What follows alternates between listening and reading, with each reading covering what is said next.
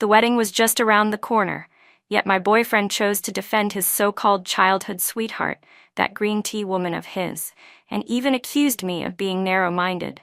He said that if I didn't want to lose him, then I should postpone the wedding. I immediately called my sworn enemy. "There's no groom at the wedding today. Mr. Marcus Moo, would you like to try a whirlwind marriage?" Emily Jang had been seriously ill ever since she was young. Every time she got sick, he would stay by her side to take care of her. Otherwise, he wouldn't be at ease. Michael Song's voice came from the other end of the line, but it no longer had the power to make my heart ache. On my birthday, Emily Jang got a small scratch while filming, and he immediately abandoned me and traveled thousands of miles to take care of her. On our anniversary, Emily Jang said that an anti-fan had sent her a dead mouse, and that she was scared out of her wits, so he rushed to her home at once and stayed with her all night to comfort her. Even on the night before our wedding, Emily Jang said she had a fever, and he secretly bought a plane ticket and flew over to stay with her all night. Michael Song, I'll ask you one last time. The wedding is at 11 this morning. Can you make it back in time? He sighed, his tone sounding as if he had no choice. Lily Lee, I'm at their film set right now. Just getting to the airport takes more than 3 hours. I won't make it. Can we postpone the wedding for one day? Postpone the wedding? At this point, all our relatives and friends had already arrived or were on their way to the hotel, yet he was telling me to postpone it. On what grounds? Lily Lee, on the grounds that you, Michael Song, are scum enough or that Emily Jang is green tea enough. Lily Lee, things between Emily and me aren't what you think. Don't be so petty. Petty? I think the two of you should just get married on the spot and stop wasting my time any further. I've watched the two of you put on this act for 4 years, and I'm exhausted. I let out a cold laugh and delivered my final ultimatum. If you can't make it back today, then we're over. Lily Lee, I know you're jealous and speaking out of anger, but I've already said it. It's just that I can't make it back in time. If you don't want to lose me, then just postpone the wedding. After saying that, he angrily hung up the phone, as if from beginning to end, I had been the one in the wrong. Right or wrong, it was all something I had brought upon myself. But from now on, it would never be like this again. I turned around, picked up the chair beside me, and smashed it hard into the wedding photo hanging on the wall. A loud crash echoed through the room. People outside rushed in, and when they saw the photo frames shattered all over the floor, everyone froze in shock. Lily, what's going on? What did that bastard Michael Song say? My best friend Anna Yang rushed over and grabbed my arm as I was about to lift the chair again, telling me not to hurt myself and saying she would smash things for me instead. The bridal room was a complete mess. My mother walked over and gently patted my shoulder. All right, don't get married anymore. Later, I'll have your father talk to your grandfather. I looked at her, the corner of my mouth lifting slightly, but my gaze was firm. Who says I'm not getting married? Everyone stared at me in shock. I dialed my sworn enemy, Marcus Moo. The phone rang for a long time with no answer. Just as I was about to hang up, someone suddenly picked up on the other end. A man's voice came through, sounding slightly hesitant. Hello, Lily Lee? I gripped my phone tightly, my heart tense, but at this moment, Marcus Moo was the only person I could think of. Or at least the only one I could try. When he found out that I was about to get married, he had once joked, if you married me, that would be great. Then, we wouldn't be rivals anymore, but a power couple. Today I might lose love, but I could not lose my self-respect. This wedding had to go on. Taking a deep breath, I gathered all my courage and said, yes, it's me. I'm getting married today, but I'm missing a groom. Mr. Moo, would you like a whirlwind marriage?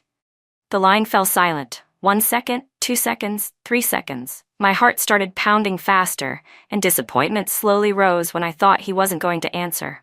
Just as that thought crossed my mind, Marcus Moo's voice suddenly came through, carrying a hint of amusement, almost mocking.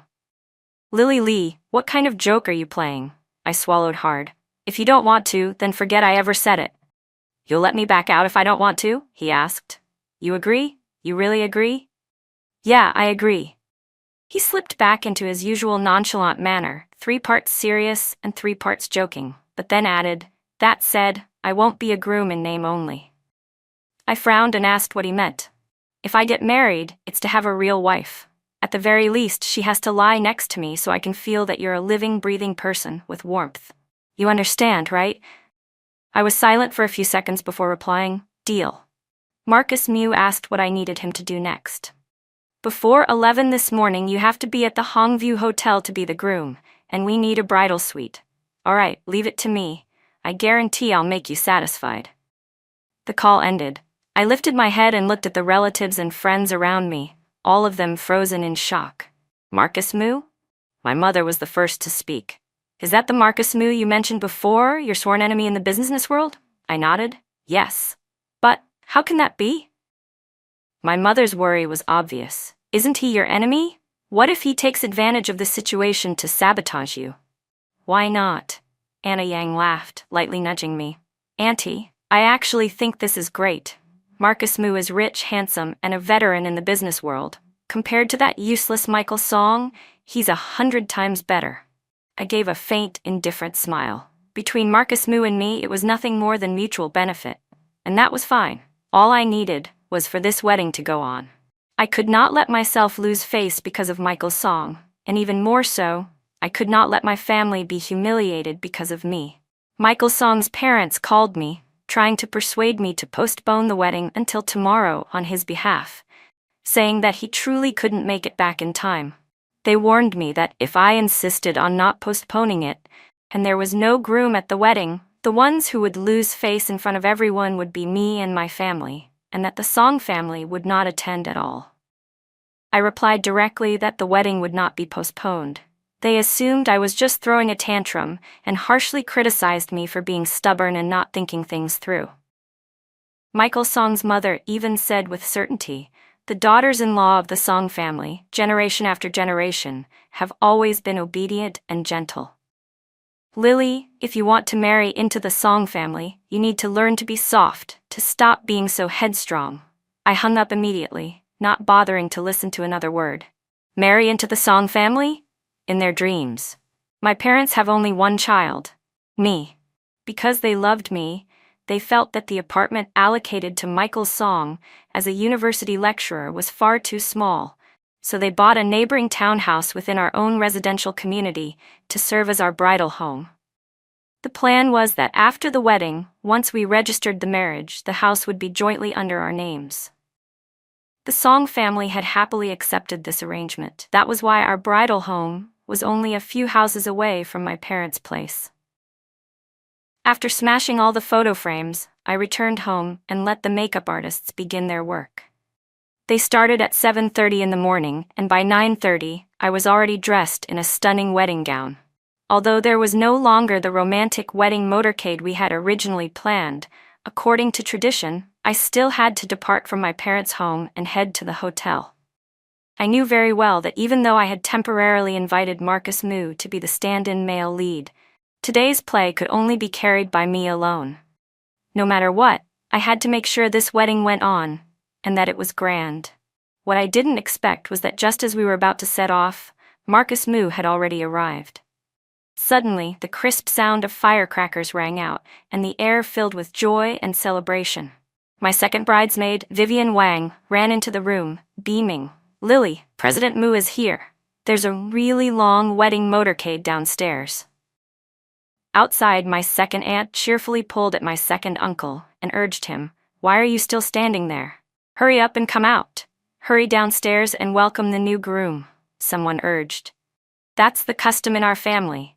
If the eldest daughter of the elder uncle gets married, the elder uncle and aunt go out to receive the groom. If it's the daughter of a younger uncle or aunt, the elder uncle and aunt also come forward to welcome him. As for the bride's own parents, they sit and wait in the main hall on the first floor, waiting for the groom and the in-laws to enter together." I immediately ran barefoot to the window and looked downstairs. A long line of white luxury cars was parked neatly along the curb, forming an incredibly grand sight. My uncle and aunt were already standing at the door, personally welcoming the groom and the wedding procession. "Vivian, hurry and help me put on my shoes."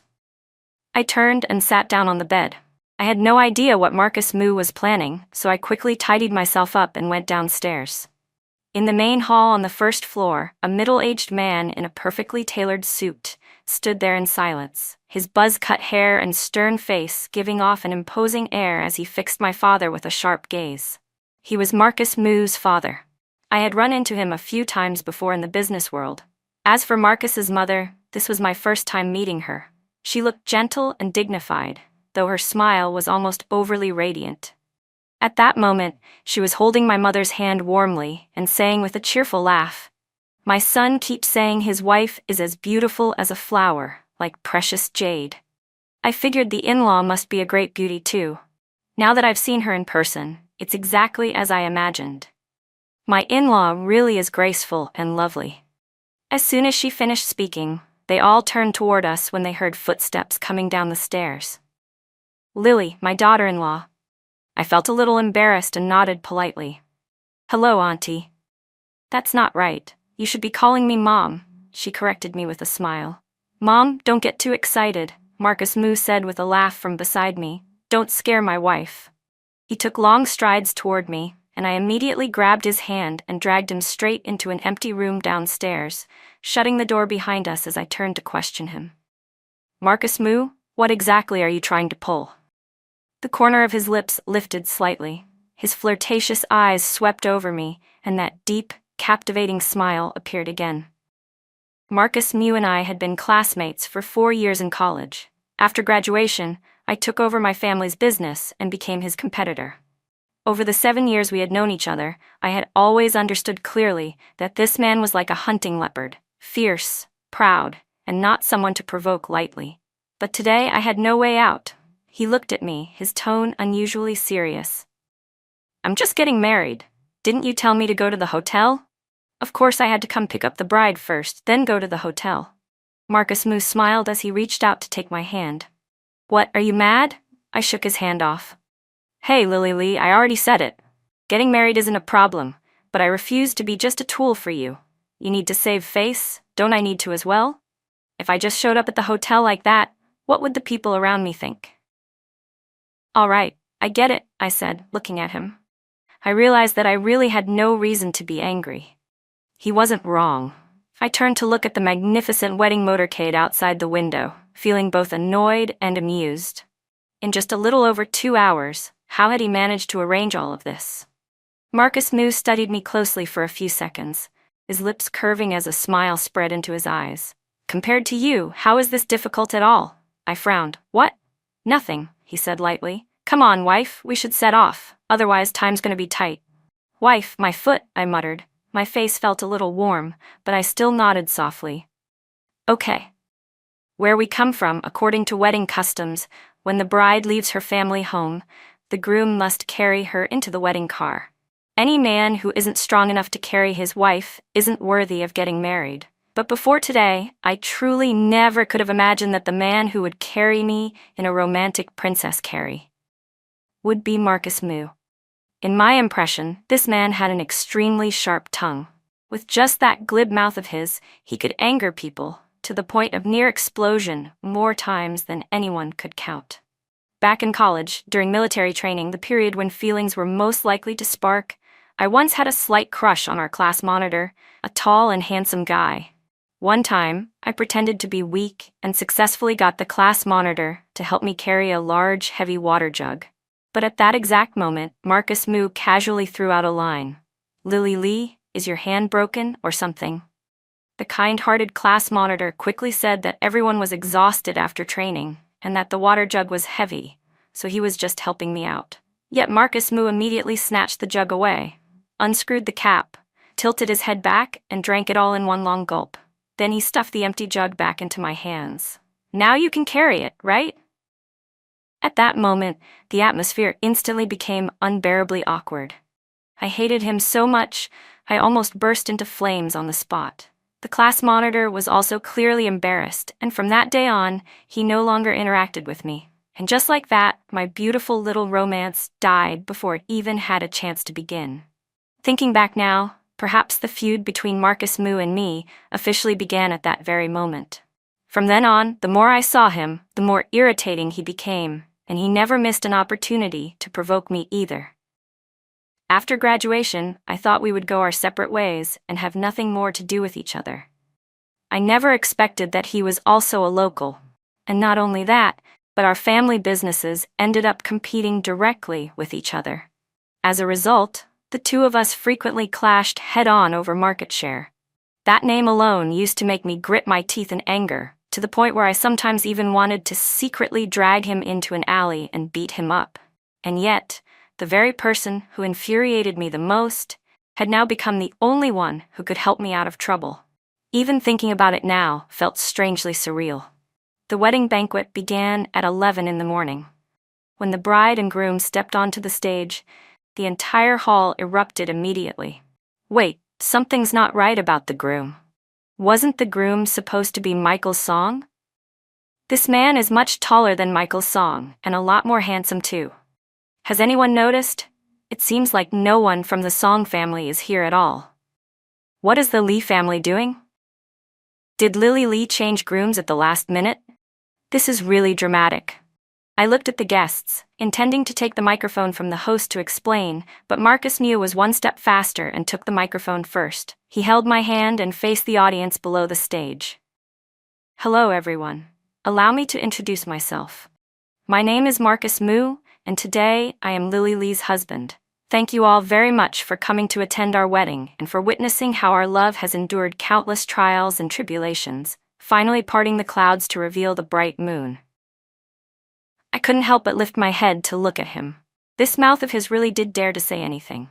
Still, I had underestimated Marcus Mew.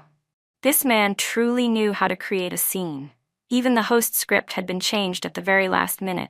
Next, the host spoke non-stop, recounting our so-called love story, how two evenly matched rivals had met as fated enemies, how we had shared 7 tumultuous years of love, how supporting characters had appeared along the way, but were merely catalysts that helped us realize our true feelings, how true lovers are destined to meet no matter the distance, while third parties were nothing more than clowns passing through. If no one knew what had happened before today, they would have thought that from beginning to end, the only protagonists of this wedding had always been Marcus Mew and me, with absolutely nothing to do with Michael's Song. Fortunately, the Song family had truly meant it when they said they wouldn't come. No one from their side showed up at all. Otherwise, those words might have infuriated them so badly that they would have fainted on the spot. Originally, Michael's Song and I had prepared a few small surprises for the wedding, but now that the groom had been replaced, all of that instantly became meaningless. Fortunately, although Marcus Mew had a vicious tongue, he was also a master communicator. With sheer force, he turned what could have been an awkward, stiff wedding into a celebration that was both romantic and humorous. It could be considered that this hurdle had been smoothly overcome. Next came the ring exchange. I had prepared in advance, planning to casually use the rings that were originally meant for Michael's Song and me to get through the ceremony. Whether they fit or not, Marcus Mew would just have to put one on. However, when the ring box was presented, I suddenly froze. This box did not belong to Michael's Song and me. I looked at Marcus Mew in shock. Following the host's cue, he smiled and opened the small velvet box, revealing a dazzling diamond ring that was blindingly bright. Oh my God, that diamond is huge, at least 10 carats. I'm so jealous. Such sweet love. When will it be my turn as a beauty like me? Tall, rich, and handsome. He's dozens of times better than Michael's Song. If it were me, I wouldn't choose Michael's Song either. If Michael's Song were here, he'd probably be so angry, he'd vomit blood. So what's really going on with this last-minute groom swap? This doesn't seem simple at all. Ah, who cares? Just focus on eating the dog food of love. Below the stage, the guests were all extremely excited. On stage, I silently slipped the ring onto my finger and felt it fit so perfectly it was almost suspicious. A strange sense of panic suddenly rose in my chest.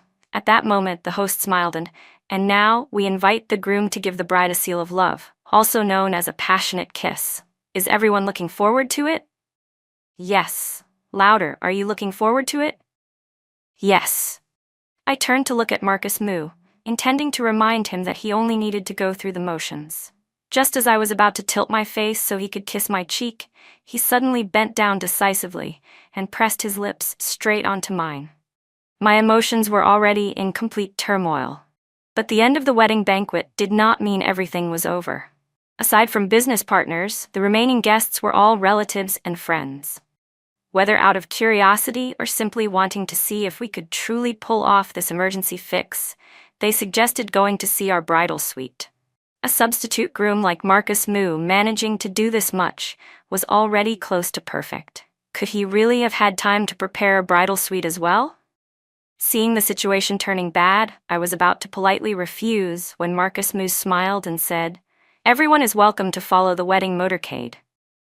I genuinely thought he had lost his mind. On the way, I was restless with anxiety. I knew I was competitive and very concerned about saving face, but I truly did not want to embarrass myself in front of everyone, let alone be mocked. "Don't worry," Marcus Moo said as he reached out and held my hand. I looked up at him, the words I wanted to say sticking in my throat. I wanted to blame him for agreeing to that request, but thinking it over carefully, he had already done far more than enough today. However, when we arrived, I realized how wrong I had been. His "don't worry" was not empty reassurance at all, because everything had already been prepared. The spacious villa was brightly lit. Red carpets stretched across the ground, fresh flowers bloomed everywhere, and archways entwined with red roses stood in rows. Everywhere radiated the unmistakable message of money and over-the-top romance. Marcus Moo leaned close to me and whispered, "The decoration team just left." From the entrance to the living room to the bridal suite, everything was perfect to an almost frightening degree. And the most frightening part of all was that there were even wedding photos. They were clearly the wedding photos I had taken earlier with Michael Song. Yet somehow, Marcus Moo had obtained them and replaced Michael Song's image with his own. I stared at him in shock. How did you do this? This really had to be called the ultimate pinnacle of emergency damage control. Marcus Moo answered calmly. As the saying goes, money makes even ghosts push the millstone. This time, I truly believed it. After being busy with the wedding all day, I was completely exhausted. After taking a shower and changing into a soft nightgown, I didn't bother being polite at all, and climbed straight onto the 3-meter-wide wedding bed, sprawling out so completely that I couldn't even be bothered to move my toes. Not long after, Marcus Moo finished showering and came out. I sat up and stared at him, my voice lowering. "The wedding photos, how did you get them? I still haven't figured that out." Marcus Moo held a towel and slowly dried his hair. His damp, slightly messy hair hung down over his brows, making the sharp, masculine lines of his face stand out even more. He looked at me with the towel in his hand, the corner of his lips curving slightly. "If I said Michael Song gave them to me, would you believe it?" "What?" I was so shocked that I sprang upright. "He gave them to you? How is that possible?" He pressed his lips together and stood by the bed, his eyes carrying a hint of a smile that I couldn't tell was real or fake. "Take a guess. If you don't want to, then forget it." He stepped closer. I immediately turned away, my lips moving slightly. My throat felt dry, but I still forced myself to speak. "I want to sleep alone tonight?" "You mean you want to sleep separately?" He stood by the bed, raising an eyebrow as he looked at me. I turned back to meet his gaze. "Is that okay?" Maybe because we had been rivals for so long, the so-called rule of knowing your enemy to win every battle had taught me something else instead. If I wanted to deal with him, I couldn't just be hard all the time. I had to know when to soften. He looked at me for a moment, clenched the towel in his hand and said, 3 days. Is that acceptable or not?" He narrowed his eyes and ground his teeth. "Let me tell you this. Don't you dare burn the bridge after crossing it. Where's your conscience, huh?" With that, he turned around and walked out. I watched his retreating figure and, for some reason, felt like laughing. It was as if he wasn't as difficult to deal with as I had imagined. But before I could feel relieved, I saw him head toward the bathroom. A moment later, he came back out, strode over to the large sofa across the room, and lay down on it. "What are you doing?" I asked. He lifted his head and looked at me. "Sleeping." I widened my eyes. "Didn't I say I wanted to sleep alone?" He sat up and pointed at me. "Aren't you sleeping alone right now?" I was so irritated by him that I actually laughed. Sitting up, I clenched my teeth. What I mean is, I want to sleep alone in this room. You go sleep in the living room. Don't even think about it, he said with a cold laugh. You, Lily Lee, are always proud and obsessed with saving face. What, does that mean I don't matter? I already agreed to be this emergency groom. It was hard enough to explain things at my place, my parents, my whole family. They barely believed me, and I even had to cooperate fully. And now you're telling me to sleep in the living room? If they find out, what am I supposed to say then? That actually sounded reasonable, but still, it was only 3 days. Just then, the phone rang. I sat up and reached for the phone on the nightstand. The call was from Michael Song. I hesitated and didn't answer right away. Michael Song? Marcus Moo took one look at my expression and immediately guessed who it was. He quickly got up from the sofa and walked toward me. I hesitated for a moment, then finally answered. As soon as the call connected, Michael Song's voice came through, just as it always had, still that familiar gentle tone, full of assumed intimacy, exactly like before, as if he had never felt the slightest guilt about staying by another woman's side and then turning around to come back to me. Lily, I'm about to board the plane. In 2 hours, come pick me up at the airport, okay? I clenched my phone, so angry that I laughed. Michael Song, have you lost your memory? Lily, I was wrong. I shouldn't have left you behind. I'm sorry. I even bought you a gift. Michael Song, I cut him off. I got married today. On the other end, Michael Song chuckled. Be good, don't be mad anymore. Neither I nor my family showed up. What wedding could you have had? That's right, you and your family didn't come. I let out a cold laugh. But the wedding was handled entirely by me and my family. Even when you couldn't make it back on the wedding day, neither you nor your family gave any thought to how things should be explained to the guests. No one stepped forward to help me deal with any of it. It was just one phone call telling me to postpone the wedding. But Michael Song, this world doesn't revolve around you being the only man in it. What do you mean by that? Michael Song's tone sank as he raised his voice to question me. Lily Lee, what exactly are you trying to say? At that moment, Marcus Moo reached out his hand. I hesitated briefly, then handed the phone to him. Marcus Moo and I might not have a future together, but there was one thing I was certain of. I would never turn back to Michael Song again. Lily Lee, say something, Michael Song urged. Say what? Marcus Moo's low voice came through, carrying a hint of amusement. He turned on speaker mode and said slowly, In the middle of the night, if you want someone to pick you up, then go find whoever you want. Don't order my wife around. You, Michael Song cried out in shock. Marcus Moo? Is that Marcus Moo? Oh, just calling my name is fine. I'm not your father, Marcus Moo replied lightly. Michael Song immediately exploded in anger. Who are you calling your wife, you bastard? You even took Lily's phone, Marcus Moo said calmly. Michael Song, my wife is, of course, Lily Lee. Don't play dumb. You know exactly what you've done. Don't bother my wife again. Otherwise, the one who won't end well will be you. Lily Lee, Marcus Moo, you two are traitors. Michael Song shouted. Marcus Moo decisively hung up the call, but very quickly, the phone rang again. It was still Michael Song. This time, I directly blocked the number. That night, I felt completely exhausted, both physically and mentally, yet my mind was unusually clear. I thought I would be awake all night, but at some point without realizing it, I fell asleep. When I woke up, soft light filtered through the curtains. I jolted upright and grabbed my phone. It was already past 9 in the morning. I jumped out of bed at once. According to local custom, on the second day after getting married, I had to return to my parents' home. I quickly washed up, but then suddenly remembered that I had only brought one change of clothes with me yesterday. I pressed my forehead and let out a quiet sigh. I planned not to shower again, just do some light makeup and leave right away. But when I stepped out, I was surprised to see a neatly folded set of clothes laid out on the sofa. From the inside out, everything was exactly my size. I couldn't help but laugh. This man, who would have thought Marcus Moo could be so thoughtful? Suddenly, I realized that perhaps because we had been at odds with each other for so many years, I had subconsciously labeled him as someone unpleasant. I had only ever seen his sharp tongue and arrogance, never stopping to consider his other sides. I showered, changed, put on makeup, and then left the room. You're up, Marcus Moo said. Downstairs, he was working on his laptop. When he saw me come down, he immediately stood up and walked over, taking my hand. "You're dressed so neatly. Are you heading to work?" "No," I said, looking at him. I hesitated for a moment before continuing. "Don't you know? According to custom, today we have to go back to my parents' place. And besides, Grandpa didn't say anything at the wedding yesterday, but he's definitely still suspicious and angry. When we go back this time, we'll have to explain everything properly." "Oh, that," Marcus New said, momentarily stunned. Still holding my hand, he pulled me toward the dining table. "Eat breakfast first."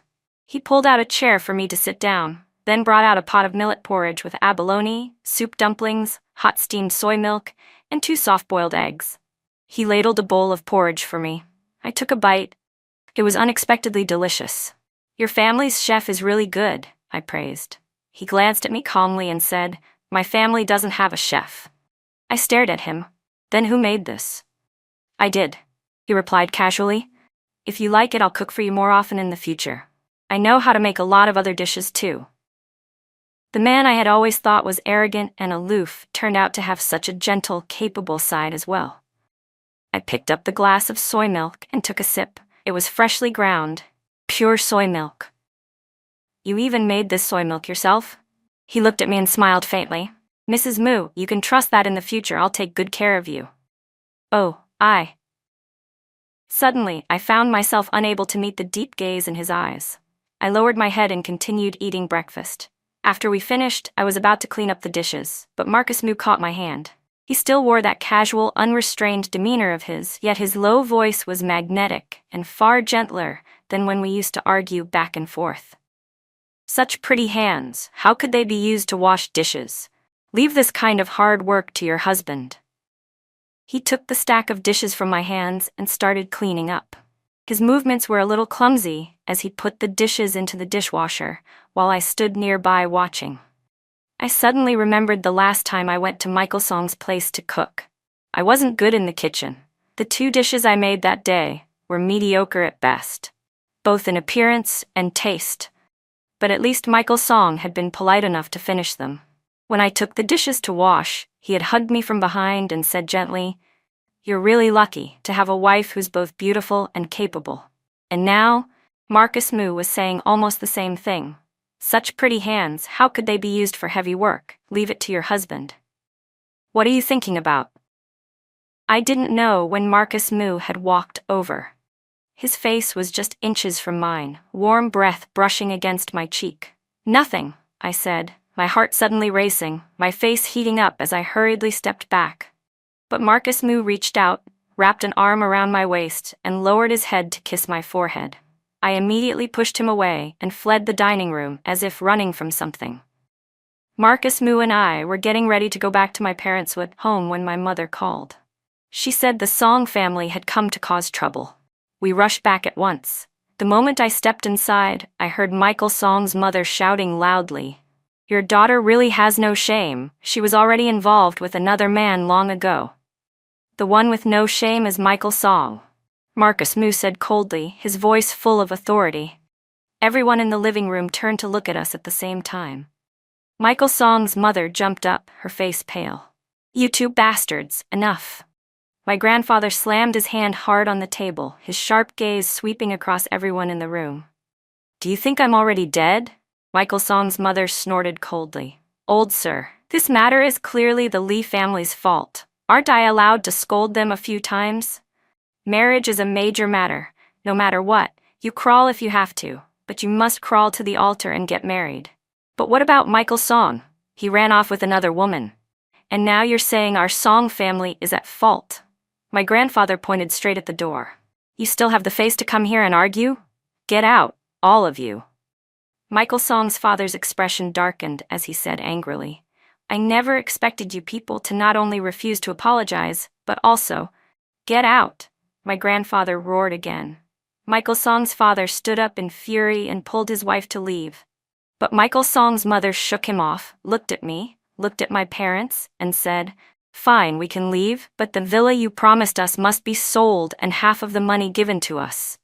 I laughed in sheer anger. "On what grounds would we give half to you?" She answered shamelessly, based on the agreement between our two families. Are you out of your mind, blinded by money? My mother snapped. The villa belongs to our family. Why should it be split with you? What is Michael's song to us? Even my usually gentle mother couldn't take it anymore. She stood up, pulled Marcus Moo to her side, and said, "Our family said that after Lily got married, the villa would be registered under the names of the two spouses. But our son-in-law doesn't have the surname Song. His name isn't Michael Song. It's—" My mother suddenly hesitated, having forgotten her son-in-law's name. Marcus Moo smiled. "Marcus Moo?" My mother immediately lifted her chin and followed up forcefully. "That's right. My son-in-law's name is Marcus Moo, not Michael Song." Michael Song's mother pointed straight at me. "You people put horns on my son, and you still dare to be so brazen? I will definitely expose this and let everyone see your shameful true colors." Truly a case of a thief crying thief. I laughed coldly. "With parents like you, no wonder you raised a piece of trash like Michael Song." Furious, Michael Song's mother stormed off, and before leaving, she loudly threatened me, "Lily Lee, just you wait." At that moment, Marcus Moo's phone rang. He answered and said only one sentence. "Got it. I'll be right there." Then he turned and walked out of the house. I immediately followed him and saw his assistant, Frank Fang, parked outside the villa gate. After passing through the iron gate, Frank handed Marcus Moo a document folder. Just then, Michael Song's parents were also heading out. Marcus Moo took the folder and handed it straight to them. "Take it and look carefully. I have plenty more things like this. Go ahead and spread the rumors if you want. I'd like to see who ends up losing face." Michael Song's parents' expressions shifted from shock to livid darkness. They hesitated for a moment, but in the end, they still took the folder and left. Afterward, I asked Marcus Moo what he had given them. But he only smiled and didn't answer. My mother sighed with emotion. Before, I only thought the Song family was a bit pragmatic. Seeing that Michael Song was a university professor, refined, polite, gentle, and mild, I didn't think too much of it. After all, Lily wouldn't be living with her in-laws. As long as the two of them got along, it would be fine. But now that I think about it, it's really fortunate that our Lily didn't marry into that family. We hurried back to my parents' home. I had assumed that, just like me, Marcus Moo surely wouldn't have had time to prepare any return gifts.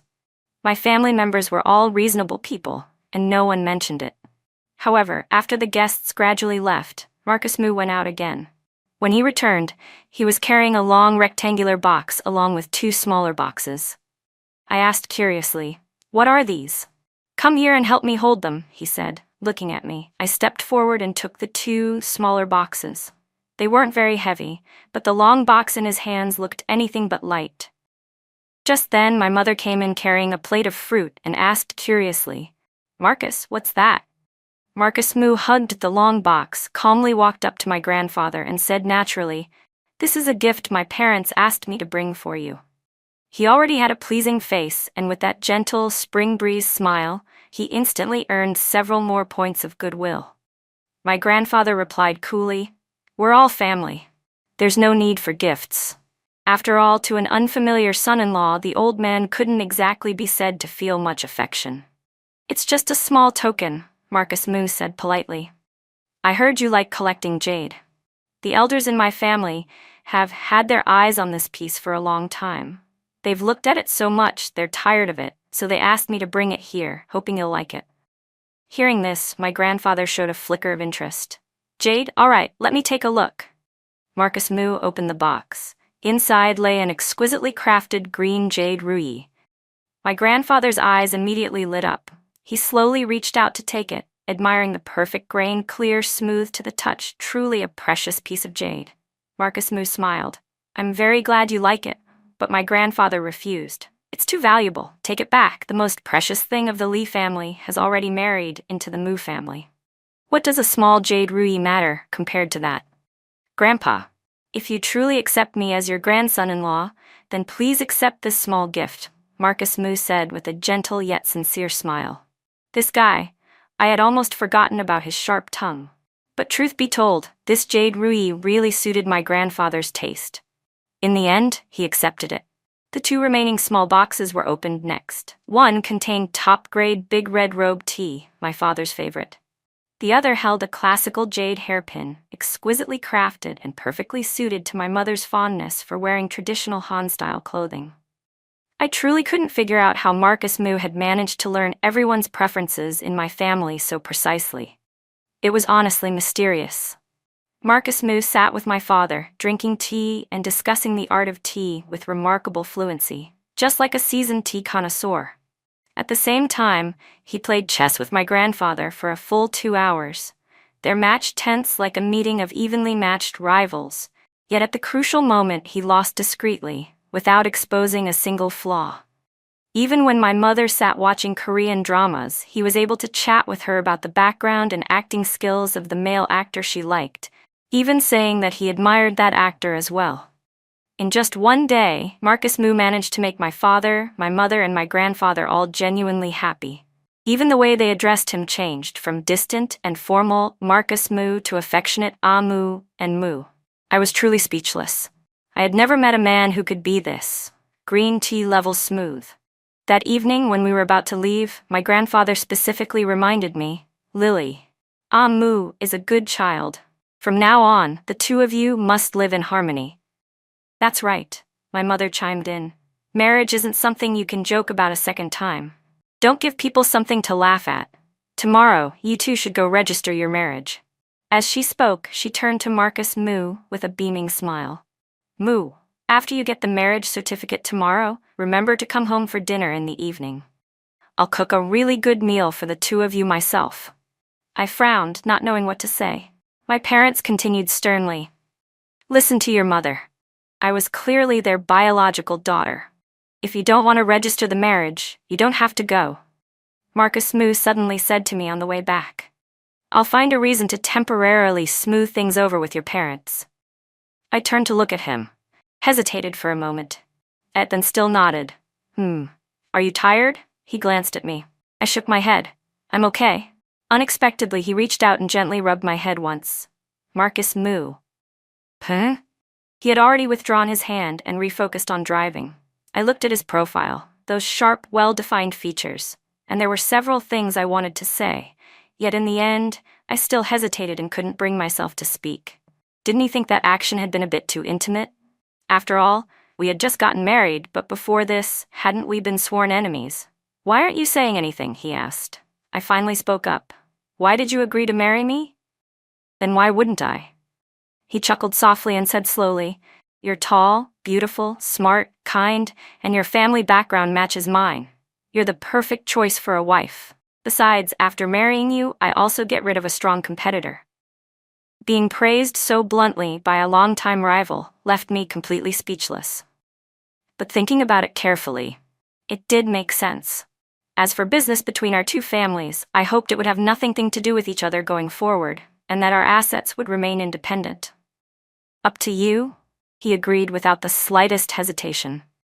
I had always thought we were evenly matched. Even if our assets weren't intertwined, this marriage would still benefit Marcus Moo, so it wasn't strange that he accepted it so readily. But the next morning, when I was at work, my assistant, Chloe Zhou, rushed into my office in excitement. "President Lee just received news. We won the Haiyang project bid." "Really?" I was a little surprised. As far as I know, among the competitors this time, Moo Group's architectural division was also involved, and they had a much stronger advantage than we did.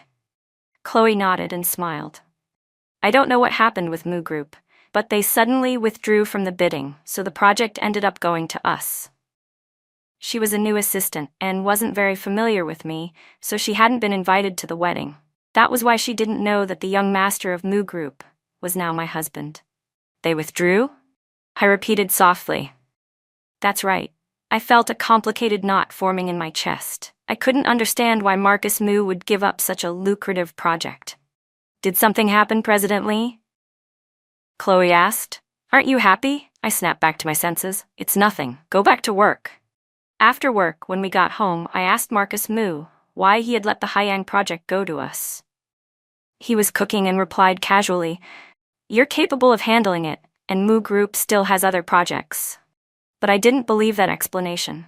If it had been before, he would have fought me to the bitter end for it. Hearing that, he chuckled softly. "Before, you were someone else's girlfriend.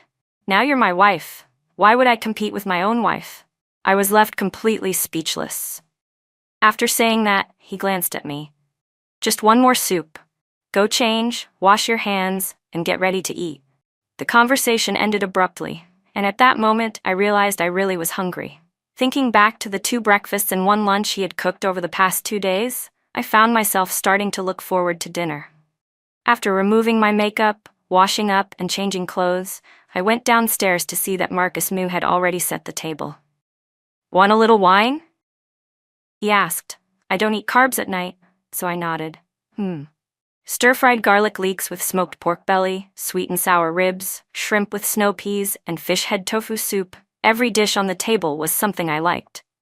I didn't expect our taste to be so similar, I said as I picked up a piece of pork belly. The flavor was even better than I'd imagined. If you like it, eat more, he said, then suddenly added, you're too thin. Instinctively, I finished the rest of the sentence in my head. Not easy to have kids. Before bed, while I was in the bathroom applying a face mask, an unfamiliar number called me 5 times in a row. The last call had been 3 minutes ago. I picked up my phone and turned to look at the man standing by the window. I have a call. Why didn't you tell me? Marcus Moo turned back and pointed outside the window. I walked over with my phone. Outside the villa, a car was parked, and under the lights at the gate, a man was standing there. Michael Song? How does he know where you live? I turned to Marcus Moo in shock. He glanced at me. With so many people at the wedding, how could there not be someone who likes to meddle? Meaning Michael Song had found out from someone. My phone vibrated. I opened it. It was a message from that unknown number. Lily, I'm at the gate of Marcus Moo's place. I know you're looking at me. Come down. I have something I want to say to you. I stared at the message, my feet edging forward slightly. Marcus Moo watched me intently. You want to go out? I didn't reply. The phone vibrated again. If you don't come out, I'll stand here and wait. I'm begging you. I just want to talk to you one last time. I hesitated, then turned around. Marcus Moo immediately reached out and grabbed my arm, his brows lifting slightly. Have you thought it through? I nodded. Just this once. I'll go with you. Up to you. I stepped outside. The moment the gate opened and I walked out, Michael Song rushed toward me. Lily, you finally agreed to see me. But then his expression suddenly changed when he saw Marcus Moo standing behind me. His face darkened. Lily, I have something to say to you. He can't be here. The corner of my lips curved upward as my gaze shifted to the woman standing by the front of the car on the other side. An outsider like Emily Zhang can be here, but my husband can't? Husband? Michael Song stared at me in disbelief. So you two really were sneaking around behind my back. Lily Lee, you really are a shameless bitch. I swung my hand and slapped him hard across the face. The slap landed solidly. As soon as I struck him, my palm burned, and my whole body went numb. Michael Song was slapped so hard that he stood there stunned, clutching his face and staring at me blankly for several seconds. This is the last time, Michael Song. Stop acting, I said coldly. When you were sleeping with Emily Zhang, you should have already known it in your heart. His eyes flew wide open. You knew? Ask her, I said, jerking my chin toward Emily Zhang, who had been silent the entire time. Those filthy photos of the two of you were sent to my email by her. Michael Song's eyes widened even further as he turned to glare at Emily Zhang. You promised you wouldn't let her find out. Emily Zhang remained silent, but a bleak smile slowly appeared at the corner of her lips. For some reason, I suddenly found myself able to forgive her, because she was both detestable and pitiful. Save what little dignity you have left. This is the end. From now on, we go our separate ways. I turned and walked back inside. But behind me, Michael Song's mocking voice rang out. Marcus Moo, so you finally managed to pry loose someone else's wall. Feeling proud? My steps halted. I turned in shock to look at Marcus Moo. What? Marcus Moo stayed silent. Michael Song burst into laughter and pointed at him. I really should have guarded against you earlier. I should have known better. With that, he turned and walked away. Emily Zhang got into the car and slowly drove off after him, pleading for him to get in. However they tangled with each other after that had nothing to do with me anymore. I looked at the man leaning against the doorframe and asked, Who's the wall here? The corner of Marcus Moo's lips lifted, his smile reaching his eyes. Who else but Mrs. Moo? Did Marcus Moo like me? It was hard to believe. And even more baffling, how did Michael Song know? After we returned to the room, I kept pressing Marcus Moo about it. He finally explained that back in his senior year, when Michael Song was a graduate student and PhD candidate in the same department, Marcus Moo had once picked up Michael Song's wallet and found a 1-inch photo of me inside. That was how he knew Michael Song liked me. The year I graduated, Michael Song and I got together. Knowing that Marcus Moo liked me, after we finished taking our wedding photos, Michael Song sent Marcus Moo a copy, along with a single line, "You can give up now." From that point on, Marcus Moo stopped paying attention to me. He lay sprawled on the sofa, staring straight at me without saying another word. It wasn't until I spoke that he finally reacted. "But weren't we always sworn enemies?" He frowned and snorted softly. "Who would bother being your enemy? There's nothing to it. I just like you, that's all." After saying that, he immediately lay back down on the sofa, closed his eyes tightly, and completely ignored me. Curious, I leaned in closer to take a good look and suddenly noticed that his ears were slightly red. Oh, was he embarrassed? A sharp-tongued man like him could actually be shy? That was eye-opening. "Marcus Moo, are you embarrassed?" I teased. "Come on, confess honestly, ha!" I laughed loudly. Watching my sworn enemy blush was truly one of the most satisfying moments of my life. Marcus Moo immediately sat up, grabbed my hand, and yanked me down onto the sofa. His whole body pressed against mine. Hey, you're heavy. Get off." I tried to push him away. He braced his hands on either side of me, half his weight bearing down, those deep, dangerous eyes staring straight at me. "Laugh again, and I'm sleeping on the bed tonight," he threatened. I swallowed hard and didn't dare make a sound. The next second, Marcus Moo let me go. I sprang up immediately, dashed to the bed like the wind, and pulled the blanket over my head. The atmosphere instantly turned awkward, but within that awkwardness, I fell fast asleep. The next morning, when Marcus Moo woke up, I woke up as well. He walked over to the bed, gently tugged at my blanket, and said, "It's still early. Sleep a bit longer. I'll wake you when breakfast is ready." I murmured, burrowing into the blanket and drifting back to sleep. When I woke again, it was already 6:50 a.m. I got up, washed my face, brushed my teeth, and put on a face mask. At exactly 7:10, Marcus Moo called me. When I went downstairs, breakfast was already laid out. After we finished eating, Marcus Moo said, "My mom says we should go back for dinner tonight. Is that convenient for you?" "It is," I replied. He smiled. "So today I'll drive you to work, and after you get off, I'll pick you up and we'll go home together." I thought about it for a moment and nodded. All right. But unfortunately that afternoon, when Anna Yang and I, along with the technical department manager, went to inspect a construction site, a stone suddenly fell from above and struck my head. It was an accident that came out of nowhere. There was a lot of bleeding, and I was rushed straight to the hospital. The diagnosis was a concussion, and the doctor required me to be admitted for observation. As soon as the examination was completed, Marcus Moo hurried over. Beneath his usually calm expression was worry he could hardly conceal. It was only after he heard the doctor explain my condition that his face relaxed a little. He went to take care of the admission procedures. I turned to Anna Yang and asked, "How did he know I was here?" Anna, the only suspect, just smiled. That was when I finally uncovered a shocking truth. "You two are cousins?" I stared at her in disbelief. "How many years have you been hiding this from me?" Anna gave an awkward laugh. "Well, haven't you always treated my cousin like your sworn enemy? Every time you mentioned him, you were grinding your teeth. But I swear, I've always kept work and personal matters separate. I've never leaked any internal company information to him. That, I believed. But things about me, you must have told him plenty. My preferences, the food I like, those were all from you, weren't they?" Anna beamed. "Heh, he's my cousin. If I can help him, why wouldn't I?" I pointed at her. "Very impressive. The case is finally solved." Following the doctor's advice, I needed to stay in the hospital for 3 days of observation. I was assigned to a regular double room. That evening, both my parents and Marcus Moo's parents came to visit. At first, my mother planned to stay and take care of me. But my mother-in-law immediately said, "In-law, a daughter-in-law should be cared for by her own family. Let Amu have a chance."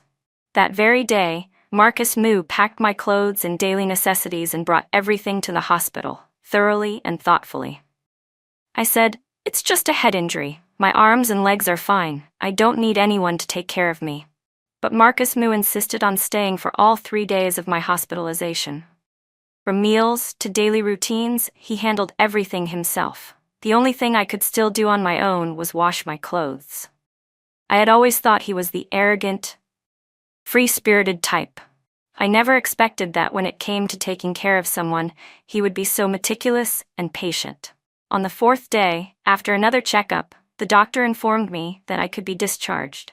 However, there was an urgent matter at the company, so Marcus Moo had to go deal with it. As a result, my mother-in-law came to the hospital to help me with the discharge procedures. "Lily, does your head still hurt? How about staying 2 more days?" "It's okay, Mom. The hospital isn't as comfortable as home," I said with a smile. That made sense. I was about to get up to pack my things when she immediately stopped me. "Sit still. Let me do it." "Thank you, Mom." My wound throbbed slightly. Just shaking my head made it sting sharply, so I obediently stayed seated. My mother-in-law was very gentle, even her voice soft and soothing. Unable to suppress my curiosity, I asked, "Mom, you're not originally from here, are you? Your accent sounds a little different." "That's right," she smiled at me. "Our family isn't local, didn't you know? Marcus Moo isn't from this city either?" I was a little surprised. "That's right," she said, putting the items down and sitting beside me, taking my hand. I felt a bit confused. She then smiled warmly. "There's something I've always wanted to tell you." "What is it?" I asked. She said, Moo studied business management so he could take over the family business, but in his 2nd year of college, he suddenly asked his father to shift the focus of the family's business focus over here. It just so happened that his father had a friend who was investing in a major construction project in this city and wanted his father to come in as a partner. That's how our family gradually shifted the center of our business here. "So that's how it was," she continued. "For his father it was work. But for him, there was another reason. It wasn't until 2 years ago that I found out there was a girl he liked in this city. That was why he insisted on moving here." "A girl he liked? Was that me?" She let out a soft sigh. "Before you two got married, Anna Yang told me that the girl Moo liked was about to get married. The night before your wedding, I was so worried that I went to see him. At that time, his computer was filled with wedding photos. I thought the girl in those photos must be the one he loved. It was just a pity that she was about to belong to someone else." At that point, she smiled faintly. I never expected that the next morning he would suddenly call me and say he wanted to get married. I couldn't help laughing. "And then what happened?" "I was completely flustered," she said. "I thought he'd gone crazy. I asked him who he planned to marry, and he said, 'The woman I love.'" From the excitement in his voice, which he couldn't hide at all, I knew it was real. He told us not to ask too many questions because time was tight, just follow his arrangements and prepare. She paused, her eyes turning slightly red. "My son stopped crying when he was 5 years old. But that night, when I went to see him again, I found him drinking alone and crying." She looked at me gently. "Lily, I hope you'll cherish him. He truly loves you, very, very much." Marcus Moo had cried because of me. That was a shocking revelation. I pressed my lips together and replied softly, "I will cherish him." As soon as we left the hospital, Marcus Moo arrived. My mother-in-law said, "Lily won't be able to go to work for a while anyway. Why don't you come stay at my place for a bit? You won't have to worry about meals, and I can take care of you." Live with my mother-in-law? She did seem very kind, but we still weren't that close yet. Before I could even refuse, Marcus Moo spoke first. "There's no need, Mom. I can take care of my wife myself. You should go home first. We'll head back too." After saying that, he picked up my luggage and pulled me into the car. On the way back, I kept glancing at him from time to time, trying to imagine what he looked like when he cried. Just thinking about it made me laugh quietly. Finally, Marcus Moo couldn't take it anymore. "Lily Lee, if you took the wrong medicine, say the word. We can still turn around and go back to the hospital for a stomach pump." I laughed even harder, so hard that my head started throbbing in waves. "You're really sharp-tongued, even to a patient. Do you think that's appropriate?" And you looking at your husband like he's an idiot? That's appropriate? He shot me a glare at a red light. Confess honestly. Tonight I'll make something delicious for you. And if I don't confess, then I'll still make something delicious for you, Marcus Moo said, pursing his lips. Well, doesn't that settle it? I shrugged smugly and laughed out loud. That night, before going to bed, Marcus Moo paced back and forth by the bed, clearly plotting something. According to our earlier agreement, he had given me 3 days to sleep on my own. Now, he felt it was time to return to the nest. Honestly, if I hadn't known that he liked me, I probably would have tried to delay it a bit longer. But thinking it over carefully, a man over 6 feet tall, handsome, rich, capable, who doted on his wife and had secretly loved her for so many years, how many men like that were there in the world? Maybe I should give it a try. I climbed onto the bed first and looked at him. When you sleep, you don't roll around and accidentally hit my head, do you? How could that be? He widened his eyes, then raised his hand and made a solemn oath. I sleep very properly. I absolutely don't move around. I patted the spot beside me. Then come up and sleep. Gladly, he said, immediately climbing onto the bed and lying down next to me, even carefully promising, you can sleep without worry. I won't touch your injury, he said. I closed my eyes and hummed softly. All right then. But the very next second, he suddenly leaned over and placed a light kiss at the corner of my lips. Good night, my wife. That really was too unexpected. I stayed home to recover for a few more days. During that time, aside from the moments when he had to go out for work, Marcus Moo spent most of his time with me. The injury wasn't serious. It took just over a week before the stitches were removed. The doctor had shaved a small patch of hair around the wound, and I thought it looked awful, so I wore a wig whenever I went to work. Marcus Moo said my wound hadn't fully healed yet and wouldn't let me eat random food. 3 meals a day, he cooked everything himself without complaint.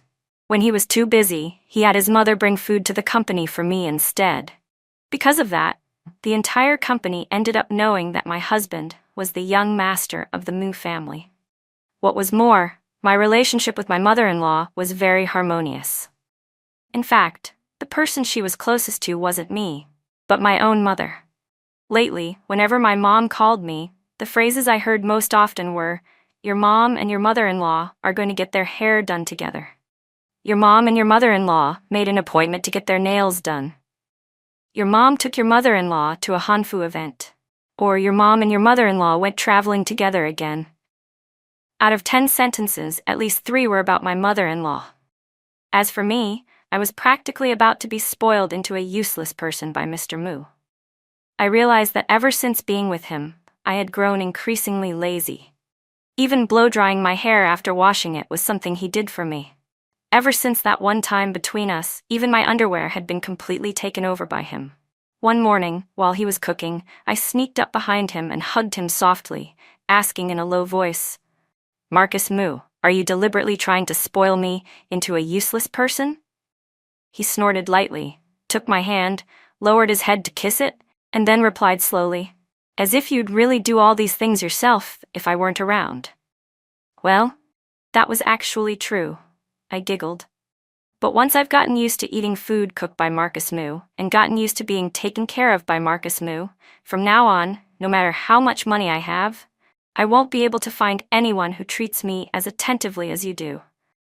You're just trying to spoil me into being picky, so we'll see whether I can even survive without you.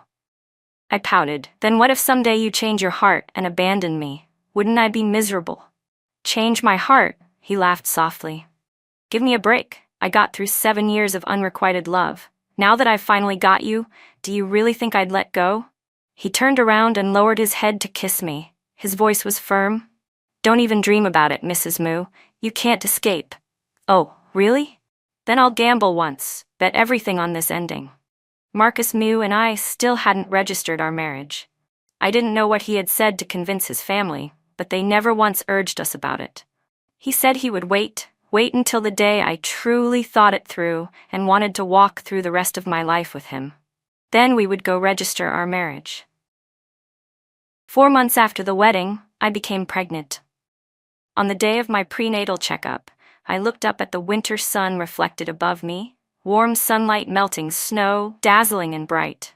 I lowered my head and looked at the man tightly holding my hand, then suddenly spoke. Marcus Moo, let's go register our marriage. I knew he always carried both our household registration documents, already prepared and kept in the car. He had always been waiting for this day. Really? He asked again, overwhelmed with joy.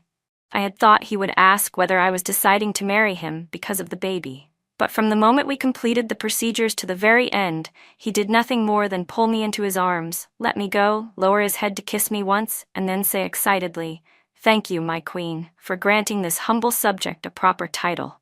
Thank you, Mrs. Moo. Mr. Moo truly loves you, and he will love you more and more with each passing day."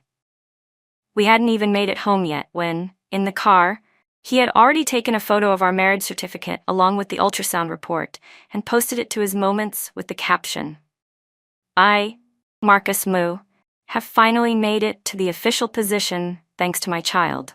After that, he even sent it to the family group chat to show off all over again.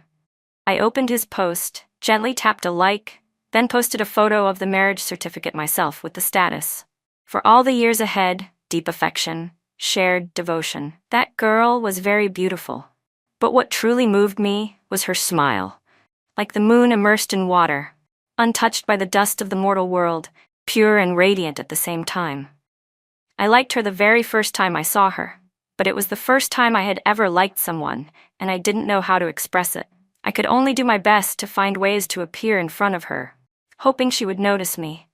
Yet, clearly, I messed everything up. She thought I was deliberately picking fights, even believed I hated her and was intentionally opposing her. That wasn't the case at all. I liked her, so much that on quiet late nights, when all my roommates had gone out, lying alone on my dorm bed, just thinking about her was enough to lift my mood.